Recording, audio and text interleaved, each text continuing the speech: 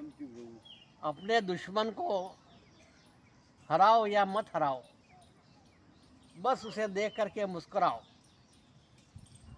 क्रोध को क्रोध से नहीं जीता जा सकता है। छूट ही मल की मलई के धोए। मल को धोने के लिए मल नहीं धुलता है, उसके लिए साफ पानी होना जरूरी है। इसलिए यदि क्रोध पर विजय पाना हो तो क्षमा और शांति का उपाय करना पड़ेगा। दुष्ट व्यक्ति को सबसे ज़्यादा परेशानी तब पैदा होती है जब उसका पाला किसी सज्जन पुरुष से पड़ जाता है, क्योंकि दुष्ट को तो वो उससे अधिक दुष्टता करके हरा सकता है, पर सज्जन को हराने के लिए उससे ज़्यादा सज्जनता अपने में पैदा करना पड़ती है, जो किसी दुष्ट के लिए संभव नहीं है। इसलिए दुष्ट को आसानी से हराया जा सकता है, पर सज्जन को हराना मुश्किल है। इसलिए क्रोध पे काबू पाने के लिए हमेशा क्षमा और शांति की आवश्यकता होती है। एक बार श्री कृष्ण, श्री बलराम और सात्यकी, ये तीनों कहीं यात्रा पर जा रहे थे। चलते चलते रास्ते में रात हो गई, घना जंगल आ गया, तो वहाँ हिंसक पशु का भी भय था। दिन 5 पहर का होता है और रात 3 पहर की होती है। 8 बजे से लेकर 5 बजे तक 3 पहर होते हैं। तीनों ने यह सोचा कि हिंसक पशु हैं और जंगल है और रात्रि का समय है, तो 2 व्यक्ति सोए और 1 व्यक्ति पहरा दे। एक एक पहर तीनों बांट लेते हैं। तो सबसे पहले सात्यकी पहली पहर में पहरा देने लगा। जब वह चौकी कर रहा था, उसी समय वहाँ एक राक्षस आया और राक्षस ने उसको ललकारा कि क्या चौकीदारी कर रहे हो, तुम्हारे में यदि थोड़ा पौरुष हो, शक्ति हो, सामर्थ्य हो तो आओ मुझसे कुश्ती लड़ो। तो जब उसने ललकारा तो सात्यकी को क्रोध आ गया और वो उस राक्षस से जाकर के भिड़ गया। जैसे जैसे वो लड़ता जाता है वैसे वैसे राक्षस बड़ा होता जाता, और इस तरह से लड़ते लड़ते एक पहर पूरा बीत गया। जैसे उसके पहरे का समय समाप्त हुआ सात्यकी का, और राक्षस अदृश्य हो गया। सात्यकी थक चूर करके और सो गया। दूसरे पहरे पर बलराम जी आए। बलराम जी जैसे ही पहरे पर आए तो राक्षस वो फिर आ गया।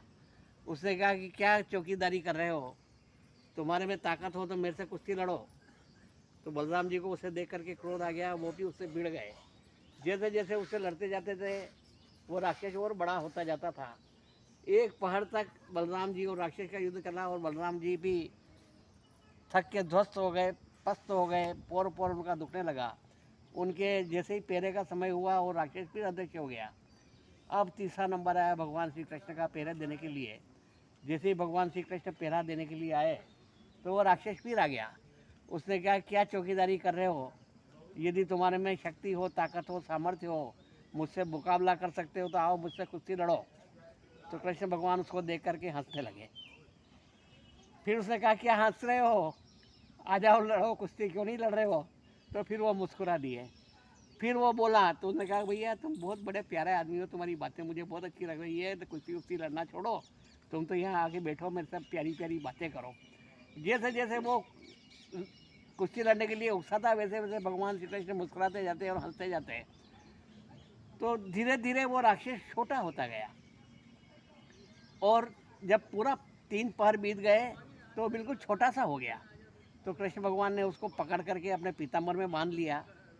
रात्रि व्यतीत हो गई, सुबह हो गई, तीनों अपने गंतव्य की ओर चल दिए। तो दोनों तो कुश्ती लड़ने के लिए पोर पोर दुख रहा था, जो थके हुए थे। कृष्ण भगवान बिल्कुल प्रसन्न चित्त थे, स्वस्थ थे, स्फूर्ति में थे।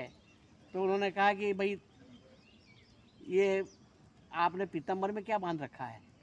तो कृष्ण भगवान ने कहा कि ये वही राक्षस है जिससे तुम रात भर कुश्ती लड़े हो और थक के चूर चूर हो गए हो, वो मैंने पीताम्बर में बांध रखा है। तो उन्होंने कहा ये ऐसा है। तो उन्होंने कहा ये राक्षस और कोई नहीं है, ये है क्रोध। इस क्रोध को आप जितना उकसाओगे उतना ही ज़्यादा ये बड़ा बनेगा, और जितना इसको देख के मुस्कुराओगे और हंसोगे ये छोटा होता जाएगा। तो मैंने इससे क्रोध नहीं किया, क्योंकि क्रोध के ऊपर क्रोध करने से क्रोध नहीं शमन होता है, उसे क्षमा और शांति और मुस्कुराहट से ही जीता जाता है। तो मैंने इस क्रोध वाली राक्षस को हंस करके जीत लिया और इसे छोटा बना लिया और इसे बांध दिया है। तो तुम भी अगर इसके सामने उकसाने में नहीं आते, और क्रोध के प्रति क्रोध नहीं करते तो तुम्हारी आज ये हालत नहीं होती। तो भगवान श्री कृष्ण का संदेश ये है कि यदि हमें क्रोध को शमन करना है तो क्षमा और शांति से ही उसका शमन होता है। क्रोध से कभी शांत नहीं होता है।